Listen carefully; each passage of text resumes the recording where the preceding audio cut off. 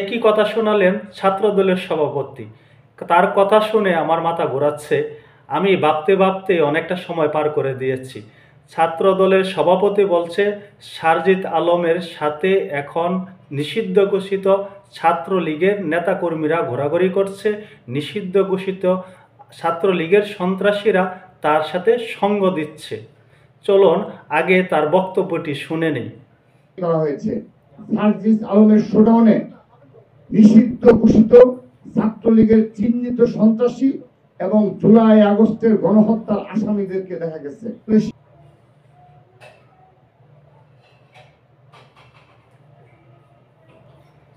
একই শুনছি আমরা, একই দেখছি আমরা, যে নিষিদ্ধ ঘোষিত ছাত্রলীগের নাম গন্ধ শুনতে পারে না সারজিৎ আলমরা, তারা এখন সেই নিষিদ্ধ ঘোষিত ছাত্রলীগের নেতাকর্মীদেরকে নিয়ে, সেই গুন্ডা বাহিনীদেরকে নিয়ে তারা শোডাউন দিচ্ছে।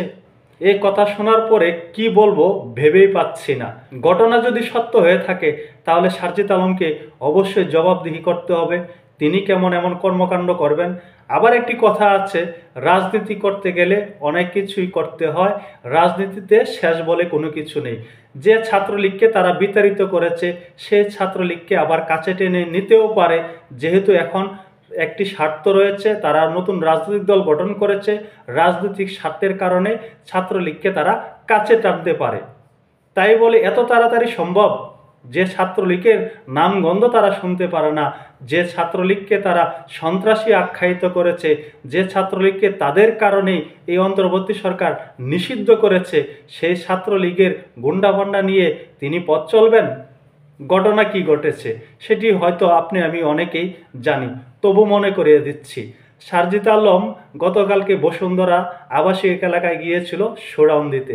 সেখানে তিনি তুবের মুখে পড়েন বেসরকারি বিশ্ববিদ্যালয়ের শিক্ষার্থীদের নিকট।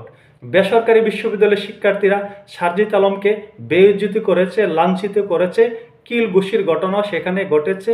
সারজিৎ আলম এখানে ব্যাপকভাবে হেনস্থার শিকার হয়েছেন। পরবর্তীতে আমরা দেখেছি সারজিৎ আলম অভিযোগ করেছেন যে এখানে যে ঘটনাটি ঘটেছে তার নেতৃত্ব দিয়েছে ছাত্র দলের একজন নেতা। ঘটনা যাই ঘটুক, এখন ছাত্রদল কি বলছে?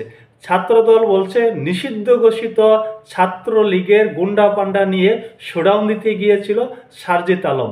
অন্যদিকে আরেকটি অভিযোগ করেছে, সেটি হলো জুলাই আগস্টের আন্দোলনে বেসরকারি বিশ্ববিদ্যালয়ের শিক্ষার্থীদের যে অবদান ছিল সেই অবদান অস্বীকার করছে সারজিৎ হাসনাত নাহিদরা।